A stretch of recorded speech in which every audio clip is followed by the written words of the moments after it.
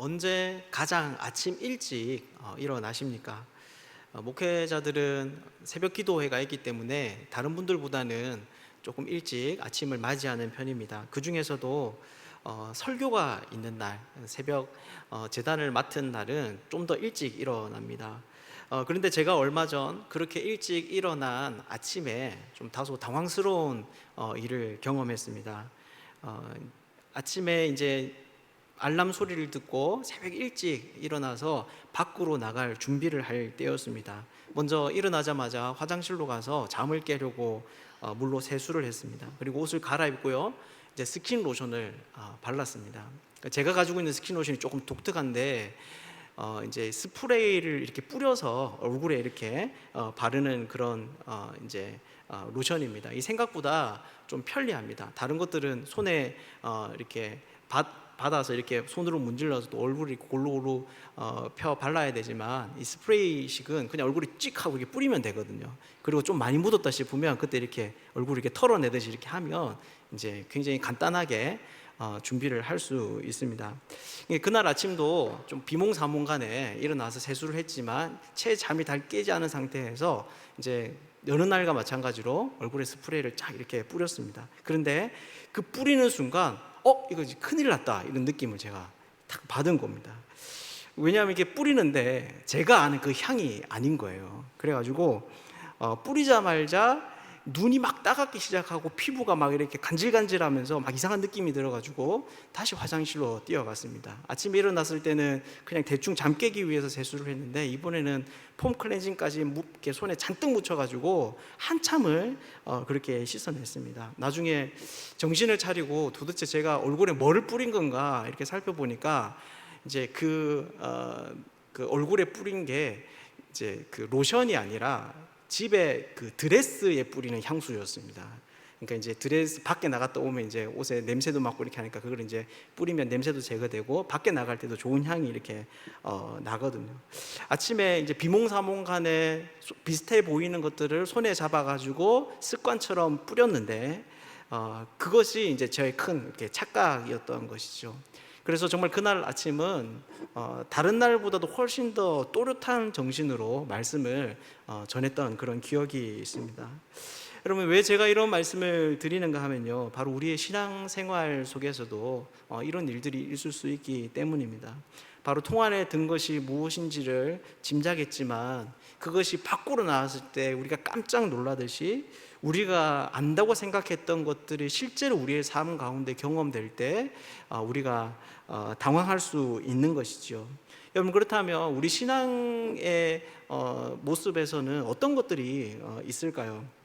여러 가지가 있을 수 있지만 저는 그 중에 하나가 이 은혜라고 생각을 합니다. 우리는 은혜를 잘 안다고 생각하지만 실제 이것이 우리의 삶 가운데 드러나게 됐을 때 우리가 크게 당황할 수 있는 것이죠. 그리고 이것을 잘 보여주는 것이 오늘 우리가 읽은 긴 본문 27절에 걸쳐 나와 있는 기브온 족속 가운데 일어난 일입니다. 그래서 오늘은 이 기브온 족속의 이야기를 통해서 우리가 정말 구해야 되는 하나님의 그 은혜는 무엇인지, 또 왜 그것이 중요한지, 그리고 우리의 삶 가운데 우리를 당황시킬 만한 모습으로 드러나는 그 은혜는 어떤 것인지를 같이 한번 좀 살펴보도록 하겠습니다.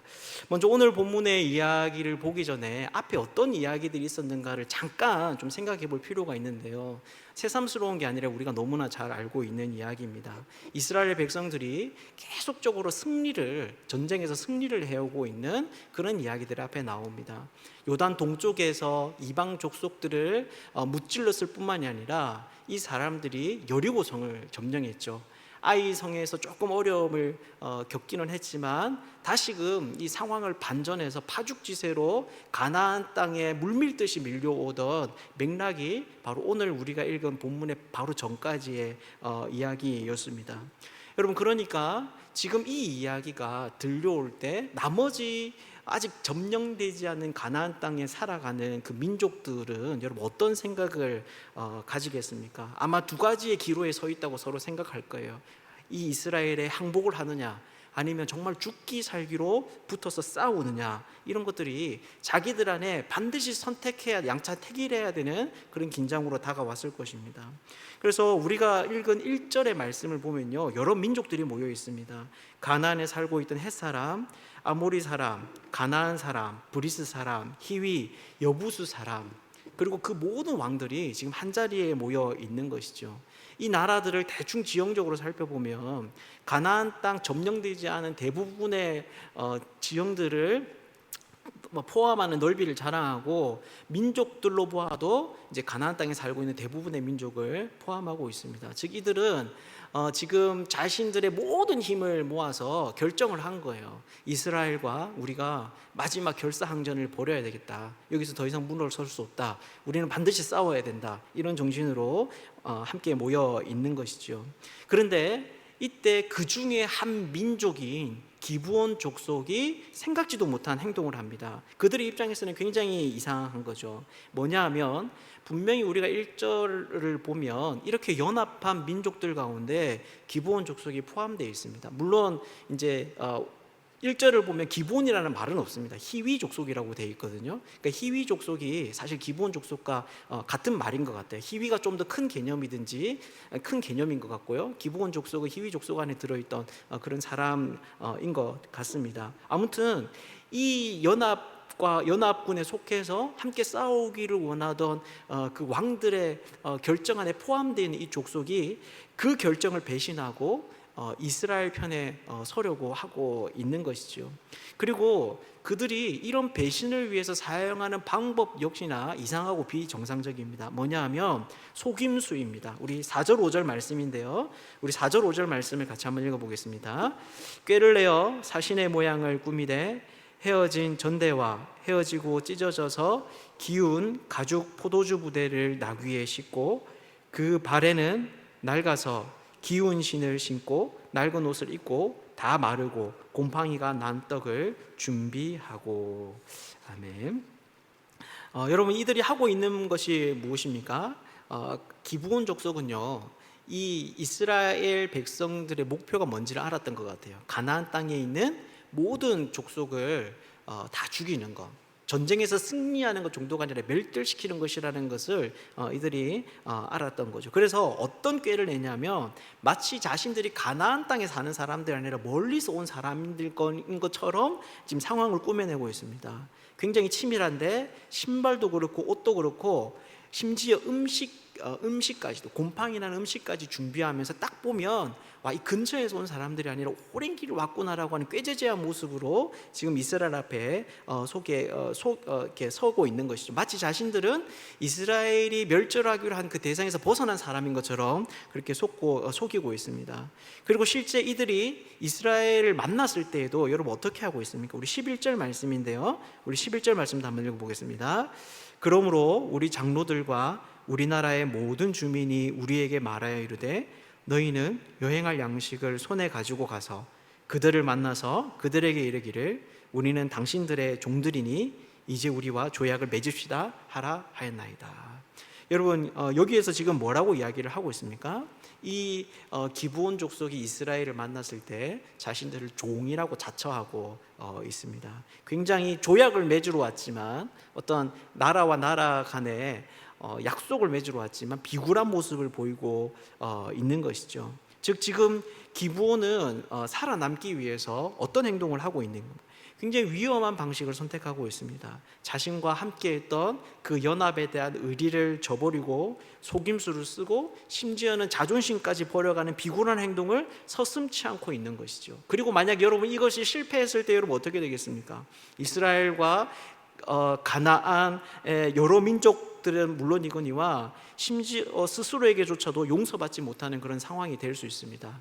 이스라엘에게도 버림받을 수 있고 가나안으로부터 버림받을 수도 있고, 그렇게 비굴한 방식까지 자처하였던 자신의 그러한 모습들을 생각할 때 자기 자신에게도 자괴감이 들 수 있는 그런 상황인 거죠. 그냥 차라리 이스라엘과 연합해서 싸우는 것이 훨씬 더 좋은 선택일 수 있습니다. 여러분, 그렇다면 왜 기브온은 이런 선택을 하고 있는 걸까요? 도대체 무엇이 기브온으로 하여금 위험하고 무모해 보이는 이런 일을 감행하게 했을까요? 이것은 22절, 24절 우리 두 구절의 말씀을 보면 좀 힌트를 얻을 수 있습니다. 우리 한번 읽어보겠습니다. 22절부터 읽겠습니다. 여호수아가 그들을 불러다가 말하여 이르되 너희가 우리 가운데에 거주하면서 어찌하여 심히 먼 곳에서 왔다고 하여 우리를 속였느냐. 우리 24절도 읽겠습니다. 그들이 여호수아에게 대답하여 이르되 당신의 하나님 여호와께서 그의 종 모세에게 명령하사 이 땅을 다 당신들에게 주고 이 땅의 모든 주민을 당신들 앞에서 멸하라 하신 것이 당신의 종들에게 분명히 들리므로 당신들로 말미암아 우리의 목숨을 잃을까 심히 두려워하여 이같이 하였나이다. 아멘. 이 대화는요, 여호수아가 기브온에게 있었던 모든 자초지종을 다 알고 난 다음에 그들과 나눈 이야기입니다. 그래서 여호수아가 묻습니다. 너희가 우리 가운데 거주하면서, 너가 가나안 땅에 살면서 어째서 심히 먼 곳에서 왔다고 우리를 속였느냐.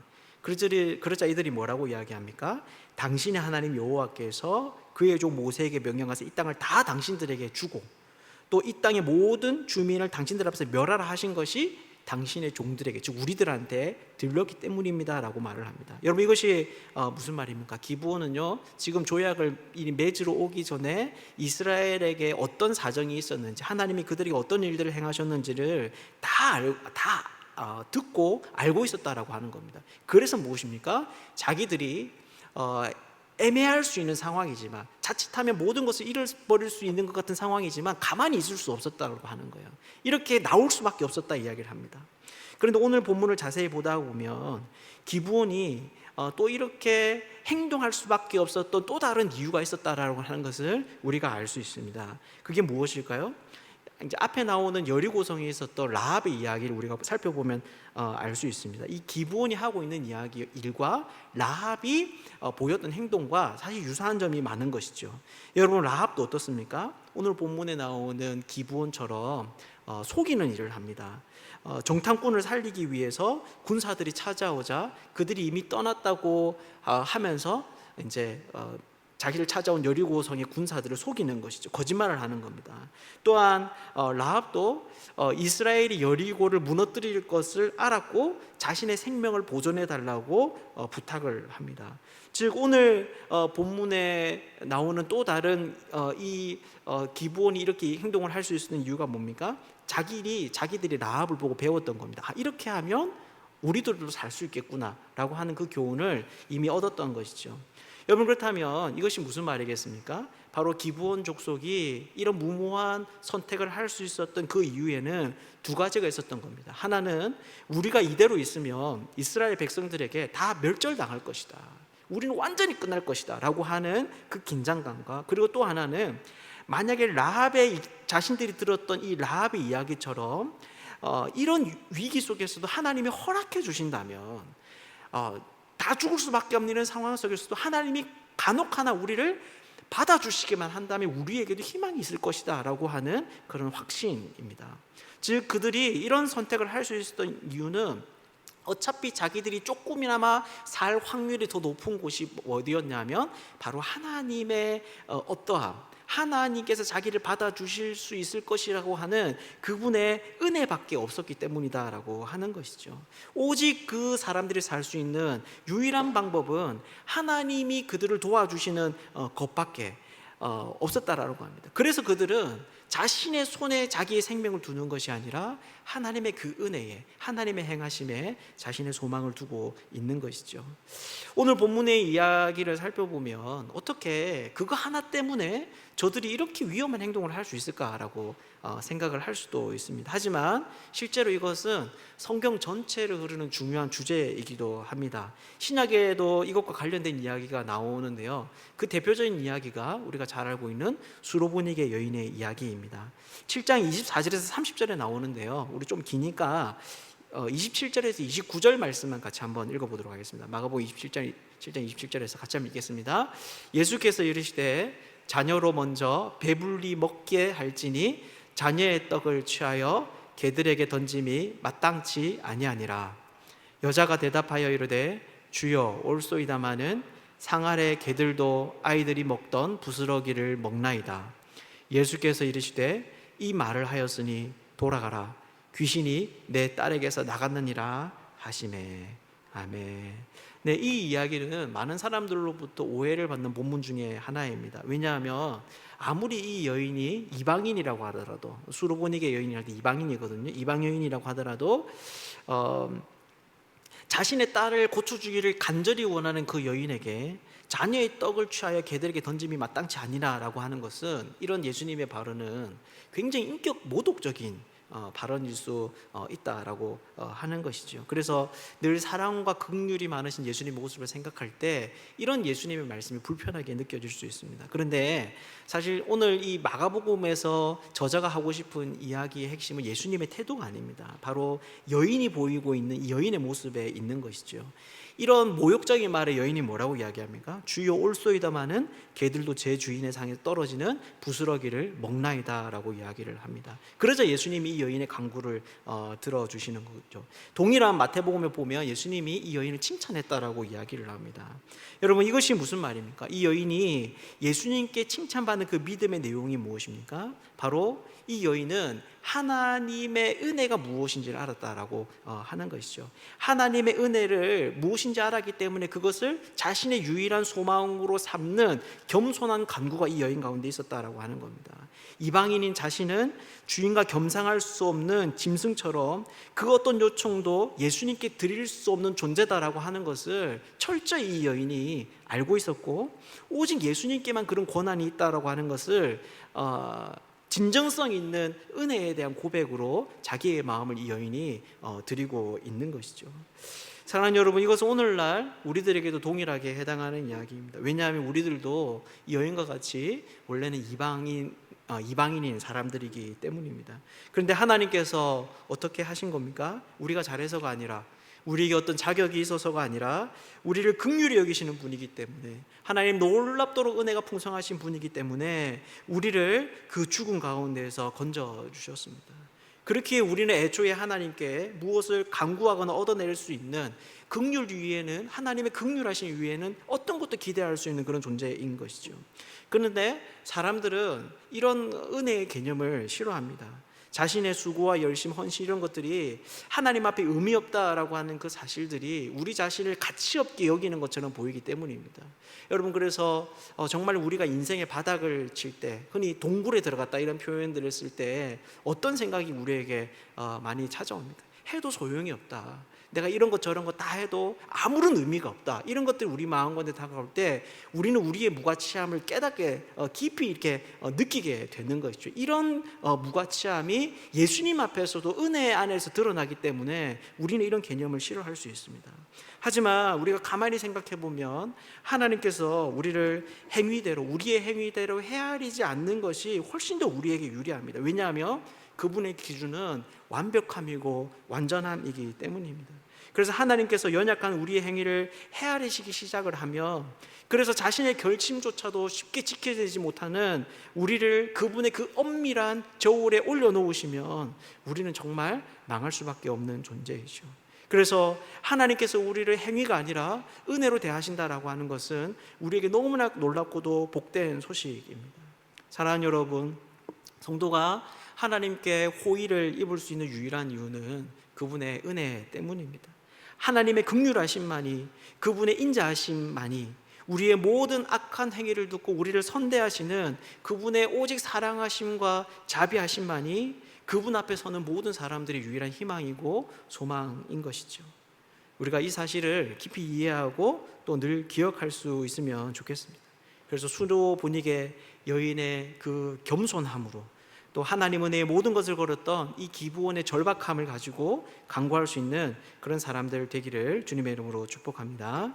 한 가지 더 살펴보겠습니다. 이렇게 기브온 족속은요, 지금 하나님의 은혜에 하나님께서 자신들에게 베풀어 주실 그 호의에 자기의 생명을 내걸고 있습니다. 그런데 오늘 본문을 읽다가 보면 그 결말이 좀 이상합니다. 기브온에 일어난 그 일들의 결말이 정말 은혜인가? 이런 생각이 들 수 있기 때문입니다. 그렇다면 그들이 이런 조약의 결과로 얻게 된 것이 어떤 것일까요? 우리 23절 말씀인데요, 우리 여호수아 9장 23절 말씀을 같이 한번 읽어보겠습니다. 그러므로 너희가 저주를 받나니 너희가 대를 이어 종이 되어 다 내 하나님의 집을 위하여 나무를 패며 물을 깃는 자가 되리라 하니. 아멘. 여기에서요, 이 기브온 족속의 결말이 뭐냐, 하나님의 은혜를 유일한 소망으로 삼은 이 사람들의 결말이 뭐냐라고 이야기할 때 나무를 패고 물을 깃는 자가 된다라고 이야기를 합니다. 여기서 물을 깃는다라고 하는 것은 그냥 우리나라처럼 약수터에 가가지고 이제 플라스틱 병에다가 물 받아오는 그런 느낌이 아닙니다. 왜냐하면 이 이스라엘에게 있어서 우물은요 굉장히 깊이 파내려가야 되는 구덩이이기 때문입니다. 어느 정도까지 깊이 파야 되냐면 이제 지금까지 발견된 우물 중에 제일 깊은 게 뭐냐, 80m라고 해요. 그러니까 우물 하나, 그래서 우리나라 같은 경우에는 두레방 내려서 할 때에 이제 저도 이제 어렸을 때 집에 우물이 있었거든요. 우물이 있어가지고 거기서 이제 물을 깃고 하든지 그런 기억이 나는데, 어렸을 때 제 생각에 제가 작았음에도 불구하고 그렇게 우물이 깊지는 않았던 것 같아요. 한 4m, 5m 그 정도 됐던 것 같습니다. 그런데 이 이스라엘에는 80m를 땅을 파는 거예요. 그러니까 이제 우리가 하는 그 요만한 게 웅덩이가 아닙니다. 큰 웅덩이를 파가지고 사람들이 나선형으로 계단을 만들어서 계단을 타고 이렇게 내려가는 거예요.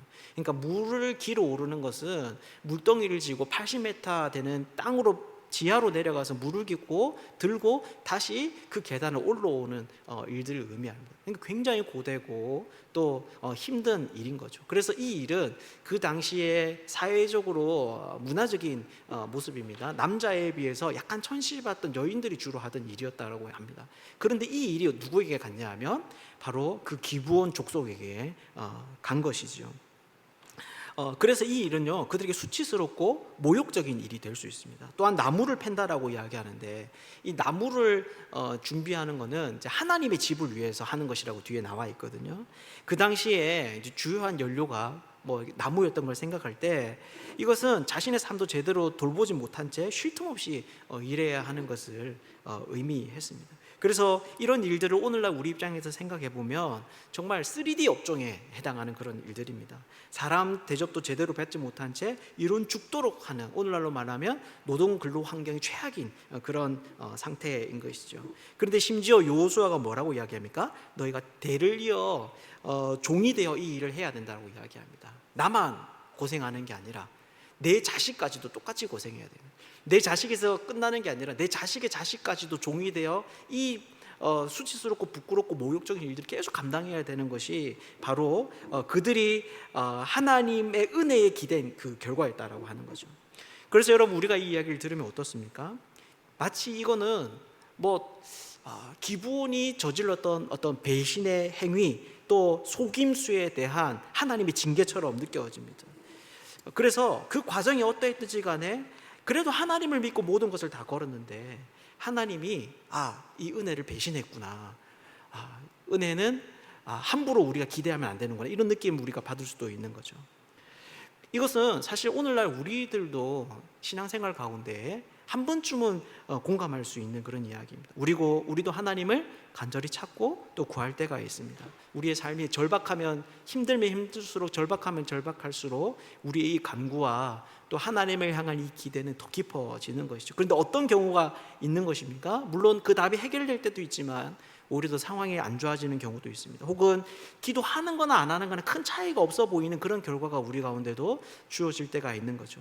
그래서 은혜를 기대하고 나온 우리들은 과연 이것이 기도의 결과인가? 과연 이런 우리에게 주어진 삶의 결과도 하나님의 은혜라고 볼 수 있는가라는 이런 생각을 할 수 있다는 겁니다. 여러분, 과연 그럴까요? 정말 기브온 백성들이 믿음으로 받은 이 결과들이 그들에게 징계이고 더 해가 되는 그런 일일까요? 오늘 본문은 그렇지 않다고 이야기합니다. 왜 그럴까요? 이것은 그들이 이렇게 하나님의 집을 섬기는 것이 무엇인지를 다시 한번 생각해 보면 알 수 있습니다. 우리 신명기 7장 4절 말씀인데요, 우리 신명기 7장 4절 말씀 한번 읽어보겠습니다. 그가 내 아들을 유혹하여 그가 여호와를 떠나고 다른 신들을 섬기게 함으로 여호와께서 너희에게 진노하사 갑자기 너희를 멸하실 것임이니라. 아멘. 네, 이것은요 하나님께서 왜 가나안에 있는 족속들을 다 멸절하라고 하는지, 왜 그들하고 관계하지 말라고 하는지에 대한 이유가 기록된 구절입니다. 그것이 뭡니까? 바로 이 이방 족속들이 너희를 유혹해서 여호와 하나님을 떠나게 하고 다른 신들을 섬기게 할 것이기 때문에 완전히 제거하라는 거예요.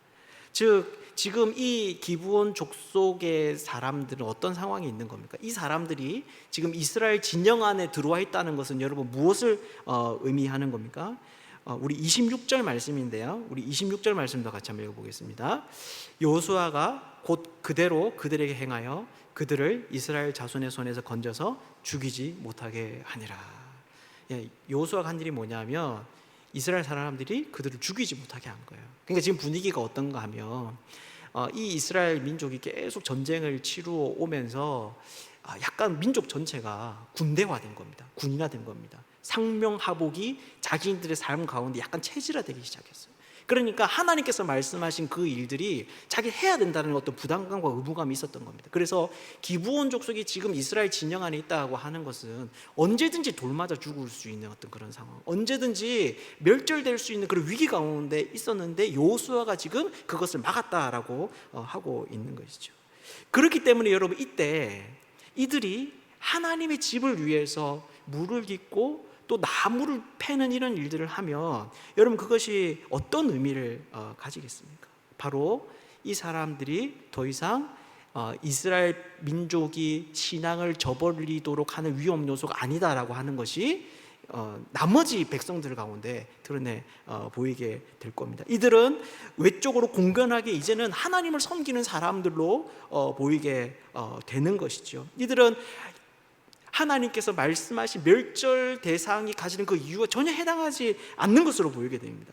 그래서 결국 기브온이 하나님의 은혜의 기대므로 말미암아 얻게 되는 것은 단순히 고되고 모욕적인 일이 아니었습니다. 그저 종이 되고 노예되고 수치스러운 신분이 되는 그런 일이 아니었던 것이죠. 바로 그들이 받은 것은 온 민족이 멸절당하는 곳으로부터 가장 안전한 자리로 이동하는 것, 생명을 보존할 수 있는 가장 안전한 자리로 옮겨지는 것, 그것이 바로 그들이 기댄 은혜로 말미암아 받은 결과물이었다라는 겁니다.